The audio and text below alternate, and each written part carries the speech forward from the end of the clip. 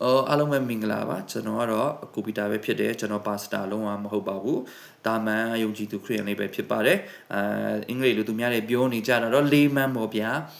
ဟုတ်ပြီအဲ့ဒီမှာကျွန်တော်တို့ကဒီနေ့ပြောပြချင်တာပါလဲဆိုကျမ်းမာချမ်းသာဒေသနာရှင်တွေက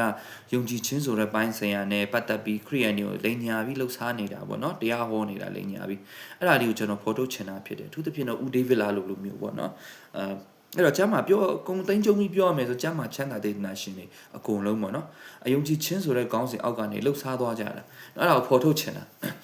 အဲ့တော့ခရစ်ယာန်ဘာသာမှာကယုံကြည်ခြင်းကအဓိကအရန်အရေးကြီးတယ်လေနော်အဲ့တော့လိန်စားတဲ့လူကလည်းဒီအကွက်ထဲကနေပဲလိန်စားသွားတာအဲ့တော့ခံရတဲ့လူတွေကလည်းယုံကြည်မှုဆိုတာဘာလဲဆိုတော့မသိဘူးမသိဘဲနဲ့ခံလိုက်ရကြတယ်နော်ယုံကြည်ခြင်းဆိုတာနောက်ဆုံးသိရင်တော့မှသိချာမသိဘူးအဲ့ဒါဘာလဲဆိုမှယုံကြည်မှုဆိုရင်ယုံကြည်ခြင်းကဘာလဲဟေဘရဲခန်းကြီး7မှာပါတယ်မမြင်ရတဲ့အရာကိုမျက်မှောက်ပြုတယ်ဆွဲလန်းတယ်ထားပါတော့ယုံကြည်ခြင်းကဘာလဲဒါအခြေခံသဘောတရားရတော့နည်းနည်းလွယ်လွယ်တော့နားလေဆိုင်ကောင်းနားလေနိုင်တဲ့အနေထားမှာရှိတယ်နော်ဘာကိုယုံနေခရစ်ယာန်မှာသခင်ရှုခရစ်တော်ကဘုရားဖြစ်တော်ယုံနေငါတို့အတွက်အသေးခံတယ်ငါတို့အပြစ်တွေလွတ်မြောက်တယ်သုံးရင်မြောက်မှာရှင်ပြန်ထားမြောက်တယ်ငါတို့လည်းအဲ့လိုပဲသေပြီးပြန်ရှင်ပြန်ထားမြောက်မယ်ဆိုတဲ့အချက်လေးတွေပေါ်မှာယုံကြည်ကြတယ်ဟုတ်ပြီဘာကိုယုံကြည်လဲဆိုလဲဒါအခြေခံသဘောတရားအရာတော့ပြောမယ်ဆိုရင်တော်တော်လေးလဲတူကြတယ်ကွဲနေတာသူတို့ဘလို့လှုပ်ရှားသွားတယ်လဲဆိုတဲ့အချက်ကဘယ်မှာဖြစ်သွားလဲဆိုတော့အဓိကကပေါ့နော်ဘလို့ယုံကြည်ရမလဲဆိုတဲ့အချက်မှာလှုပ်သွားတာဒါခရစ်ယာန်ဘာသာဝင်တွေမှမဟုတ်ဘူးပေါ့နော်အပြင်မှာလဲလူတွေကိုကျွန်တော်ဘဝနဲ့တွေ့ကြုံခဲ့တဲ့အချိန်တွေနဲ့ပတ်သက်တဲ့ခဲတော်၎င်းပေါ့နော်ကျွန်တော်ကိုယ်တိုင်သူများတွေစီမှာခဏခဏအလိန်ခံရဖူးတာတွေလည်းရှိခဲ့ဘူးတယ်အဲ့ဒီဟာတွေအားလုံးပြန်လဲခြုံသုံးသက်တမန်ကျမ်းစာကိုလည်းပြန်လဲလေ့လာပြီးကြည့်မယ်ဆိုရင်ကျွန်တော်တို့ကဘာအောင်မသိတာလဲဆိုတော့ယုံကြည်မှုတစ်ခုကိုဘယ်လိုတိဆောက်အောင်လဲဆိုတာမသိကြဘူးမြန်မာနိုင်ငံသားတော်တော်များများမသိတာခရစ်ယာန်မှမဟုတ်ဘူးနော်ခရစ်ယာန်ဘာသာဝင်ချင်းမှမဟုတ်ဘူးပေါ့နော်မြန်မာတိုင်းနိုင်ငံသားလုံးနှီးပါအဲ့လိုမသိကြဘူးယုံကြည်မှုတစ်ခုဘယ်လိုတိဆောက်မလဲဘယ်လိုယုံကြည်ကြရမလဲဆိုတဲ့အချက်ပေါ့နော်ဘယ်လိုဆိုတဲ့အချက်ဘယ်လိုယုံကြည်မလဲဘယ်လိုယုံကြည်မှုတိဆောက်မလဲဆိုတဲ့အဲ့ဒီအချက်မှာမြန်မာနိုင်ငံသားတွေတော်တော်များအားနေတယ်အဲ့တော့ထားပါတော့အခုတော့ဘာသာရေးနဲ့ပတ်သက်ပြီးပြောမှာဆိုတော့ကျွန်တော်ခရစ်ယာန်မှာကျွန်တော်အမြင်တော့ကျွန်တော်ခရစ်ယာန်မှာမပြောတတ်ဘူး90%ကြော်လောက်ကိုခရစ်ယာန်ဘာသာဝင်90%ကြော်လောက်ကိုကဘယ်လိုယုံကြည်မှုတည်ဆောက်ရမလဲဘယ်လိုယုံကြည်ရမလဲဆိုတာကိုမသိကြဘူးเนาะအဲ့တော့ကျွန်တော်ကညနားလေလွယ်အောင်ရိုးရိုးလေးပဲပြောမှာဖြစ်တယ်ပေါ့နော်သူများလို့ဟို theology တွေပါညာကျွန်တော်အဲ့လောက်ထိလည်းမပြောနိုင်ဘူးပေါ့နော်ကျမ်းစာလေးနဲ့လည်းနှိုင်းရှင်ပြီးအပြင်မှာလည်းတွေ့ကြတဲ့ဥပမာလေးနဲ့နှိုင်းရှင်ပြီးပြောသွားမှာဖြစ်တယ်အဲ့တော့ကျွန်တော်ခရစ်ယာန်မှာအဲ့လိုမျိုးလေးတွေမရှိမသိတဲ့ခါကျတော့အထူးသဖြင့်ဆိုရင်ဒါမြန်မာနိုင်ငံဆိုဗုဒ္ဓဘာသာနိုင်ငံဗုဒ္ဓဘာသာတွေများတယ်ကျွန်တော်တို့ဘာသာခြားဖြစ်တဲ့ဒီဗုဒ္ဓဘာသာတွေကကျွန်တော်တို့ခရစ်ယာန်တွေကိုမြင်တဲ့အမြင်ကဘာဖြစ်လဲဆိုခုနလူတွေကြောက်ပေါ့နော်ခုနလိုခရစ်ယာန်ဘာသာဝင်တွေကြောက်အထူးသဖြင့်အဲ့ဒီကျမ်းမာချမ်းသာဒေသနာရှင်တွေရဲ့တုံ့တင်မှုကြောင့်ဖြစ်ပေါ်လာတဲ့အချက်တွေကြောင့်ပေါ့နော်အဲ့ဒါတွေအများကြီးသက်ဆိုင်တယ်အဲ့လိုမျိုးအရာတွေကြောင့်သူတို့ကဘာထင်သွားလဲဆိုရင်ခရစ်ယာန်ဘာသာဆိုတာမြတ်ကယုံကြည်ခြင်းဖြစ်တယ်လို့ဘာသာခြားထင်သွားတယ်ကျွန်တော်တို့အထူးသဖြင့်ဗုဒ္ဓဘာသာတွေကထင်သွားတယ်။ဘာကြောင့်လဲဆိုတော့ခရစ်ယာန်ဘာသာဝင်တွေကိုယ်တိုင်ကအဲ့လိုပုံစံဖြစ်အောင်ကိုလုပ်ပြနေကြတာပေါ့လေနော်။အဲ့တော့ဗုဒ္ဓဘာသာတွေကအဲ့လိုထင်သွားတယ်သူတို့တော့အပြစ်အဲ့လိုအရန်သွားတင်လို့တော့မရဘူးဗျ။ခရစ်ယာန်ဘာသာဝင်တွေကလူတွေကိုယ်တိုင်ကိုအဲ့လိုအထင်ခံရအောင်လုပ်ပြနေကြတာဆိုတော့လေနော်။ဟုတ်ပြီ။အဲ့တော့ကျွန်တော်ခရစ်ယာန်ဘာသာလုံးဝမြတ်ကယုံကြည်ခြင်းမဟုတ်ဘူးဆိုတာလေဒီမှာတခါတည်းကြားဖြတ်ပြီးပြောလိုက်တာဟုတ်ပြီဆိုတော့ခုနပြောနေကျွန်တော်ယုံကြည်မှုကိုဘယ်လိုတိဆောက်ကြမှာလဲဘယ်လိုယုံကြည်ရမလဲဆိုတဲ့အချက်ကိုစပြောမယ်အဲ့တော့ဒေးဗစ်လာဟောခဲ့မှုတဲ့အရာလေးတစ်ခုလေးအရင်ပြောပြမယ်နော်ဦးဒေးဗစ်လာသူဟောခဲ့မှုတဲ့အထက်မှာလူတစ်ယောက်ကဗာလဲအိမ်တိမ်ကိုဝယ်မယ်ဆိုမှ3000တန်အိမ်ကိုပေါ့နော်ဝယ်မယ်ဆိုမှယုံကြည်ခြင်းနဲ့သူကစီယံငွေတွေပေးတာစုတွေပါတောင်းတာအချိန်တန်6လကြာတော့ခြေဖို့ပတ်စံမရှိဘူးခြေဖို့ပတ်စံမရှိရှုံးသွားတယ်ပေါ့နော်စီယံငွေလည်းရှုံးနေအိမ်လည်းမရဘူးပြောပြချင်တာ तू ကဘာကိုယုံကြည်တာလဲဆိုတဲ့အဆင့်ကလည်းသူ့မှားတယ်လို့တော့အရင်ပြောလို့မရဘူးခုနအဲ့လိုယုံကြည်လိုက်တဲ့လူတယောက်ကလေ तू ကဖះကိုယုံကြည်ပြီးအဲ့လိုလုပ်လိုက်တာကိုနော်အဲ့ဒါကိုရာခိုင်နှုန်းပြမှားတယ်လို့တော့သူ့အရင်ပြောလို့မရဘူးသူရှေ့ရလူတွေကသူ့အဲ့လိုဖြစ်အောင်သင်ပေးလိုက်တော့လေနော်ဒါပေမဲ့ तू ကမသိတာကဘာလဲဆိုဘယ်လိုယုံကြည်ရမလဲဆိုတာမသိတာအဲ့ကြောင့်မို့အဲ့လိုဖြစ်သွားတာလေနော်အဲ့တော့အရှက်လေးကွဲတယ်ငွေလေး ရှုံးတယ်အရှက်ကွဲတာတော့ဒါတော့အဲ့ဒါဘာမှဖြစ်ပါဘူးအဲ့တိတ်ခါပြန်ဆယ်လို့ရသေးတယ်နော်အခုငွေရပြန်မရဘူးသူကုန်ခံရလိုက်ရတဲ့ငွေရပြန်မရဘူးနော်ခရိယန်တွေတော်များများမှာအဲ့လိုဟာမျိုးတွေတွေ့ရတယ်သူများအိမ်နေချက်နေကားတွေယေရှုနာမနဲ့တိမ်ပိုက်ပါတယ်လို့ယုံကြည်ခြင်းနဲ့တိမ်ပိုက်တာတွေအယုံကြည်ခြင်းနဲ့ငါနောက်3နှစ်ကြာရင်ငါချမ်းသာမယ်အဲ့လိုရှောက်ပြီးယုံကြည်မှုတွေရှောက်တီဆောက်ကြတယ်ဘလို့ယုံကြည်ရမလဲဆိုတော့မသိဘူးကိုယုံခြင်းတို့လို့ရှောက်ယုံနေအဲ့လိုမျိုးရှောက်ယုံတဲ့အတွက်ကြောင့်ဗုဒ္ဓဘာသာတွေကလည်းခရစ်ယာန်တွေကိုမင်းတို့ယုံကြည်မှုကမြက်ကယုံကြည်မှုလို့ပြောခိုင်းရတာပေါ့နော်ဟုတ်ပါပြီအဲ့တော့ယုံကြည်မှုကိုဘယ်လိုတည်ဆောက်မလဲဆိုတော့ကျမ်းစာအရာပြောမယ်ဆိုတော့ယာကုပ်ခန်းကြီး2အငယ်16ကနေ26ပေါ့နော်ယာကုပ်အခန်းကြီး2အငယ်16ကနေ26ကတော့အနိစ္စဆုံးအဖြစ်ဖြစ်တယ်တခြားချမ်းပိုက်လည်းကျွန်တော်တို့ကြည့်ရင်တော့အများကြီးတချို့တွေမှာတွေ့ရတာရှိတယ်ဒါပေမဲ့အနိစ္စဆုံးကတော့ခုနပြောချမ်းပိုက်ပေါ့နော်အဲ့တော့အပြင်ကဥမာလေးတစ်ခုလေးနဲ့ပါကျွန်တော်ပြောမယ်ပေါ့နော်ယုံကြည်မှုတစ်ခုတိဆောက်တယ်ဆိုကျွန်တော်တို့ဥမာ10တန်းဆောင်ဝဲပြင်မယ်ထားပါတော့ဥမာနောက်နှစ်ပေါ့နော်ကျွန်တော်ဒီနှစ်10တန်းစတက်မယ်ပေါ့နောက်နှစ်မှာကျွန်တော်တို့10တန်းဆောင်ဝဲပြင်မယ်ထားပါတော့ကျွန်တော်တစ်နှစ်ပတ်လုံးစာမလုပ်ဘူးနောက်နှစ်မှရှလာလောက်မှပြင်မယ်ဆောင်ဝဲဥမာမွေးရဒီမှာလဲစာမလုပ်ဘူးပျော်ပါလိုက်စားနော်စားလိုက်ပျော်လိုက်ပါလိုက်စကားကြီးလိုက်နော်နောက်နှစ်အမှမရှလာမှာဆောင်ဝဲဖြီတော့မှာအဲ့အချိန်တီကိုကျွန်တော်အေးဆေးဆေးပဲစာမလုပ်ဘူးလုပ်လေနည်းနည်းပဲလုပ်တယ်ကျွန်တော်စာလုပ်တဲ့အဆင့်ကဆောင်ဝဲအောင်ဖို့မပြောနဲ့စာ10မှတ်လောက်ရဖို့တော့မှမရှိဘူးကျွန်တော်လုပ်ခဲ့တဲ့စာတွေကနော်အမှတ်100ပေးရင်10မှတ်စာတော့ကျွန်တော်စာလုပ်ခဲ့တာမရှိဘူးဟုတ်ပြီနော်အဲ့တော့ကျွန်တော်ကိုထားပါတော့လူတယောက်ကနေမှအင်တာဗျူးမယ်ထားပါတော့ဆောင်ဝဲဖြေဖို့တစ်ပတ်လောက်အလိုမှာနော်ဆောင်ဝဲဖြေဖို့တစ်ပတ်လောက်လိုမှာကျွန်တော်စာတွေပါညာဘာမှမလုပ်တာကျွန်တော်အင်တာဗျူးတာပါလေကိုပီတာမင်းဆယ်တန်းဆောင်ဝဲအောင်မယ်လို့ကိုယုံကြည်လားကျွန်တော်ကဖြေမယ်ယုံကြည်တယ်ငါကူငါယုံကြည်တယ်ငါကူငါယုံကြည်မှုအပြည့်ရှိတယ်ကျွန်တော်ဖြေလိုက်တယ်မေးတဲ့လူကအားမရသေးဘူးဒါဆိုရင်ဂုံထူးရအောင်ပထမသားတော့ပါမယ်လို့ယုံကြည်လဲကိုပါသာဆုံးရမယ်လို့ယုံကြည်လားဖြေလိုက်သေးတယ်ဟုတ်တယ်ကျွန်တော်ကပါသာဆုံးအမှတ်ပါသာဆုံးဂုံထူးရမယ်လို့ကျွန်တော်ကယုံကြည်တယ်ကျွန်တော်ဖြေလိုက်တယ်ထားပါတော့နော်တော့ထပ်မေးတယ်အမှတ်ပြရတဲ့ဘာသာရှိနိုင်မလားရှိနိုင်တယ်ကျွန်တော်သင်္ချာတို့ဘာလို့ဆိုအမှတ်ပြတော့ရရင်ရမှာကျွန်တော်ကိုအဲ့လိုကိုယုံကြည်တာအင်တာဗျူးမေးတဲ့လူကပါအားကြနေတာကျွန်တော်ရဲ့အဖြေကိုအဲ့ဒါယုံကြည်မှုတစ်ခုလို့ခေါ်လားမခေါ်ဘူးအဲ့ဒါယုံကြည်မှုလို့မခေါ်ဘူးကျွန်တော်ခုနဖြေတဲ့အဖြေကိုဖြေနိုင်ဖို့ဆိုတာတစ်နှစ်ပတ်လုံးကျွန်တော်ကနော်စာရီကိုအပတ်တကူစူးစမ်းပြီးနော်ကြင့်ကြံရမှာပါတဲ့စူးစမ်းတဲ့ထဲမှာကြင့်ကြံမှုနဲ့တွဲတာအချိန်ဒီအချိန်ကတော့စားလို့ဖို့အချိန်ဒီအချိန်ကတော့စားဖို့အချိန်နော်ကိုယ့်ရဲ့အချိန်တွေကိုအဲ့လို management လုပ်ပြီးကျွန်တော်အများကြီးကြင့်ကြံရမှာနော်စူးစမ်းမှာစာရီကိုအများကြီးလုပ်ရမယ်စူးစမ်းပြီးကြင့်ကြံအားထုတ်လေ့လာရမယ်တစ်နှစ်ပတ်လုံးလေ့လာမှာနော်အခုလိုမျိုးမိုးရာသီလောက် grade နဲ့ကျွန်တော်နောက်နှစ်ဆောင်ဝဲပြင်မယ် match လောက်နော်ဆောင်ဝဲဖြေနေတဲ့အချိန်အထိကိုလည်းစူးစမ်းမှာဖြစ်တယ်အဲ့လိုစူးစမ်းကြင့်ကြံအားထုတ်မှုကျွန်တော်မှာရှိခဲ့လို့ခုနလိုမေးခွန်းမေးရင်ကျွန်တော်အဖြေကနော်100%မဟုတ်ဘူးဆိုရင်တော့အဲ့လိုယုံကြည်မှုကိုမှားတယ်လို့တော့ပြောလို့မရတော့ဘူးနော်ကိုအဲ့လိုမျိုးယုံကြည်မှုရှိတာကိုဒါမှခုနလိုမနော်စာတွေလည်းအပတ်တကူစူးစမ်းတော့စာတွေလည်းဗျာစာတိုင်းကိုစာအုပ်ကိုအကုန်လုံးမရနေတာကျွန်တော်ကမရတာဆိုရင်လည်းတချို့တစ်ချက်တလေနှစ်ချက်တလေလောက်ပဲကျွန်တော်မရတာเนาะရတချို့ဆိုဘယ်လောက်တိအောင်စူးစမ်းလဲဆိုဒီခေတ်မှာမေခွန်းလှည့်တာတွေအရင်နှစ်တွေတုန်းကမေခွန်းကောင်းတွေကပြန်လေ့လာရတာတွေရှိတယ်အခုကျွန်တော်ဖတ်စာအုပ်ထဲတင်တဲ့ဟာအပြင်ကိုပေါ့เนาะအဲ့လောက်ထိလေ့လာကြရတာဖြစ်တယ်အဲ့ဒါမှကိုအဲ့လောက်ထိယုံကြည်မှုတစ်ခုဆိုတာတည်ဆောက်လို့ရတာဖြစ်တယ်ဟုတ်ပြီကျွန်တော်ကခုနပြောလို့ပေါ့เนาะကျွန်တော်ရဲ့ဘဝအစစ်မှန်ကစာလုံးဝမလုပ်ခဲ့ဘူးတပါတော့တခန်းစီလောက်ပဲရတယ်စာလုပ်တာအရင်နေတာ哦เนาะတိတ်မလုပ်ခဲ့ဘူးအဲ့တော့ကျွန်တော်ခုနကကိုယုံကြည်တယ်အမှတ်ပြပါရမယ်ဂုံထုပါရမယ်လို့ဖြေတာကယုံကြည်မှုလို့မခေါ်တော့ဘူးအဲ့ဒါကိုဘာလို့ခေါ်လဲဆိုရင်မူတာလို့ခေါ်တယ်ယုံကြည်ခြင်းလို့မခေါ်ဘူးဗျမူတာလို့ခေါ်တယ်เนาะ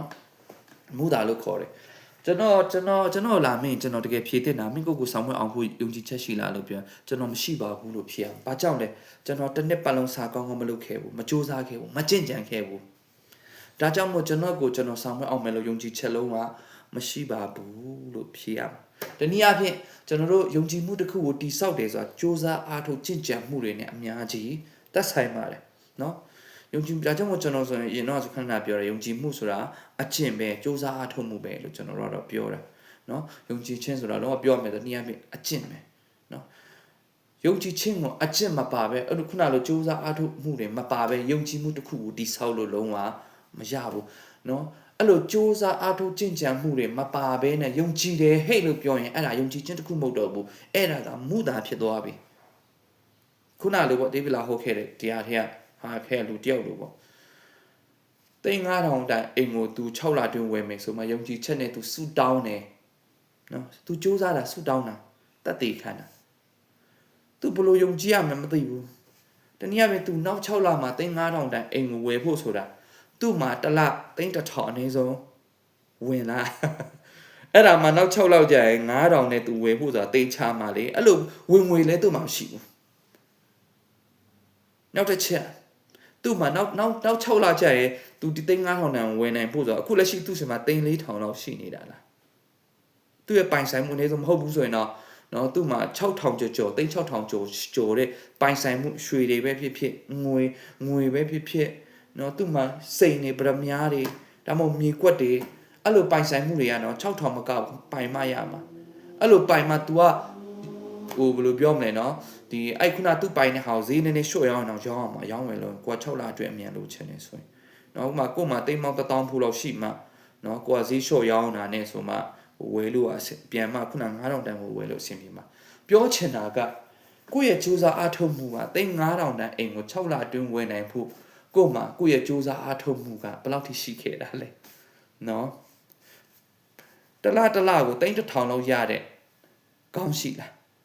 းအရင်ကြီးရှိနေလားနော်ကို့မှာအဲ့ဒါမရှိဘဲနဲ့ခက်တီနဲ့ယုံကြည်ခြင်းဆိုပြီးမှပြေးပြီးသွားဆင်ရတတ်တယ်ဖះเจ้าထဲမှာရှောက်တတ်တယ်ခံတယ်ပြောရမယ်ဆိုရင်ချိန်ထန်တာတော့မဖြစ်လာဘူးသူကသူ့ရဲ့ယုံကြည်မှုကိုသူတိဆောက်တာကဘာနဲ့တိဆောက်လဲဆိုတော့မူတာပေါ်မှာတိဆောက်သွားတာနော်ပုံမှန်လင်းပြောမူတာဆိုတဲ့အချက်ပေါ်မှာတိဆောက်သွားတာသူ့မှာနောက်6လကြာရင်သိန်း9000တန်အိမ်ကိုဝယ်ဖို့ယုံကြည်ခြင်းရှိတယ်လို့သူပြောနေတာကမူတာဖြစ်တယ်အဲ့ဒါယုံကြည်ခြင်းမဟုတ်တော့ဘူးခုနဆောင်ဝဲဖြေတဲ့ဟာနဲ့ဥပမာနဲ့ပြန်ပြီးရှင်းကြည့်ပါသူ့မှာဝယ်နိုင်တဲ့အရေးချင်းမရှိဘူးအရင်နဲ့မရှိဘူးပိုင်ဆိုင်မှုမရှိဘူးလာခအဲ့လောက်ထိမရဘူးသူလဲအဲ့ဒါအောင်နောက်6လောက်ကြာရင်ကျွန်တော်ယုံကြည်ခြင်းနဲ့အဲ့အိမ်ကိုဝယ်နိုင်မယ်လို့ပြောတာကခုနလိုအခြေခံတိဆောက်ခြင်းနဲ့မရှိဘဲနဲ့သူသွားပြီးယုံကြည်မှုတစ်ခုကိုတိဆောက်လိုက်တယ်နော်ဖះကိုယုံတော့ယုံတယ်ဘလို့ယုံရမလဲမသိဘူးဆိုကိုယ့်ရဲ့ယုံကြည်မှုကမူတာဖြစ်သွားတယ်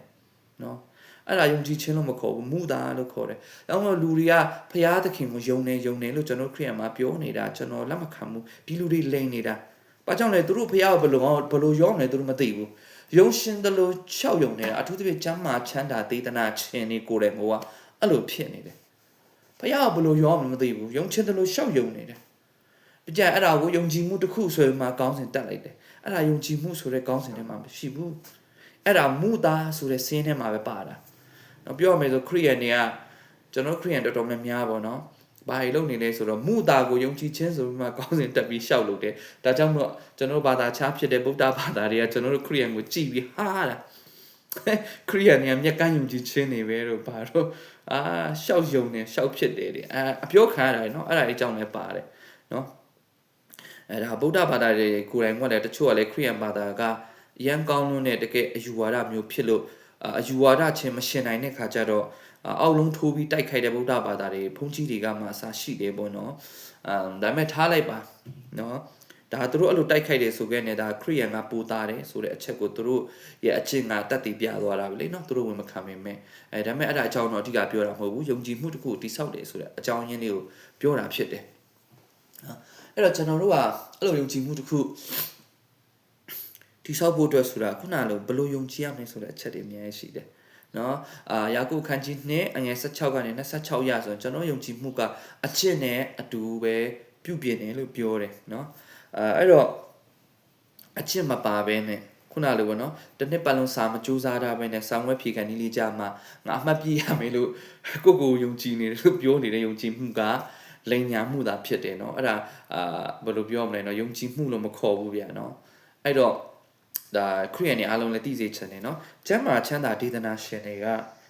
အဲ့ကြားထဲမှာလှုပ်ရှားသွားတာเนาะသူတို့ကဝိညာဉ်ရေးရာစုဂျေဇုတွေနဲ့ပတ်သက်တဲ့စုတောင်းရမယ်ဆိုတဲ့အရာတွေကိုပတ်စံလဲရမယ်ဆိုပြီးမှသူတို့ကအတိတ်ပဲရှောက်ဖွင့်ပြီးတော့မှလှုပ်ရှားသွားတာเนาะအဲ့ဒါခရိယန်တွေတတိထားဖခင်ကမင်းတို့ကိုချမ်းသာဖို့ငါဂတိပေးတယ်လို့เนาะလောကစည်းစိမ်ကျမ်းမာချမ်းသာဖို့ဂတိပေးတယ်လို့လာမပြောထားဘူးเนาะကျွန်တော်တို့ခရိယန်မှာဒီသူပြင်ကျမ်းစာမှာဒီလောကစည်းစိမ်နဲ့ပြောတာမဟုတ်ဘဲနဲ့မှာတချို့သင်တို့ဒီစည်းစိမ်ရှိတော့အမျိုးဖြစ်တယ်တို့ကျမ်းစာမှာပါတယ်လေเนาะခရစ်တော်ရဲ့ခံရတဲ့တန်ချက်တော်အပြင်ကျွန်တော်တို့ကျမ်းမာတယ်ဆိုတဲ့အချက်လေးတွေကျွန်တော်တို့ချမ်းသာဖို့အတွက်ခရစ်တော်ကဆင်းရဲခြင်းကိုခံတာဆိုတဲ့အချက်မျိုးတွေကျမ်းစာမှာပါတယ်အဲ့ဒါကဘာတိတ်ပေကိုကြီးညွှန်းလဲဆိုရင်ကျွန်တော်တို့ကောလောသဲအခန်းကြီး1ပေါ့နော်ကောလောသဲအခန်းကြီး1အငယ်20ခုကိုကျွန်တော်တို့ဖတ်ချင်သိမယ်အဲ့ဒီမှာပြောနေတဲ့စီစဉ်ချမ်းသာဆိုတာသခင်ယေရှုကိုပဲသူကရည်ညွှန်းပြီးပြောတာလောကအရာကိုပြောတာမဟုတ်ဘူးသခင်ယေရှုရတယ်ဆိုရင်သခင်ယေရှုကစัจ java တစ်ခုလုံးတန်ဖိုးရှိတာကိုနော်အဲ့ဒါထက်ကိုတန်ဖိုးပိုကြီးမားတယ်ပိုတန်ဖိုးရှိတယ်အဲ့ဒီသခင်ခရစ်တော်ယေရှုကိုကျွန်တော်တို့ကရရှိသွားတာဖြစ်တယ်တနည်းအားဖြင့်စัจ java ထက်ပိုတန်ဖိုးကြီးတဲ့အရာကိုကျွန်တော်တို့ကပိုင်ဆိုင်သွားတာသခင်ယေရှုပိုင်ဆိုင်ရရှိသွားတာပေါ့သူနဲ့တလုံးတော်ရတယ်ဖြစ်သွားတာဒါကြောင့်မို့ကျွန်တော်တို့ကိုစီစဉ်ချမ်းသာတယ်လို့ပြောတာဒါဝိညာဉ်ရေးရာဘက်ကနေပြောတဲ့စကားလောကစီစဉ်ကိုပြောနေတာလုံးဝမဟုတ်ဘူးเนาะအဲ့ကြောင့်မို့လောကတွေအရာတွေအားလုံးထက်တန်ဖိုးကြီးမားတဲ့အရာသခင်ယေရှုခရစ်တော်ရတယ်တနည်းအားဖြင့်ထာဝရအသက်ကိုကျွန်တော်တို့ကရတယ်လို့ပြောတာဒါကြောင့်မို့ကျွန်တော်တို့ကိုချမ်းသာတော်သူလို့ပြောတာလောကစီစဉ်ချမ်းသာတော်သူပြောတာမဟုတ်ဘူးเนาะအဲ့တော့ကျမ်းမာချမ်းသာဒေသနာရှင်တွေကလောကစီစဉ်ချမ်းသာတော်ပြောတာပါဆိုမှလှည့်မယ်เนาะအဖေကလုံးဝတစ်ကောအခန်းကြီးsorry အဖေကကောလောသဲဝရစာအခန်းကြီး1အငယ်20မှာပါတယ်เนาะသခင်ရှုပဲပြောတာလောကစီစဉ်ကိုကြီးညွှန်ပြီးပြောတာမျိုးလုံးဝ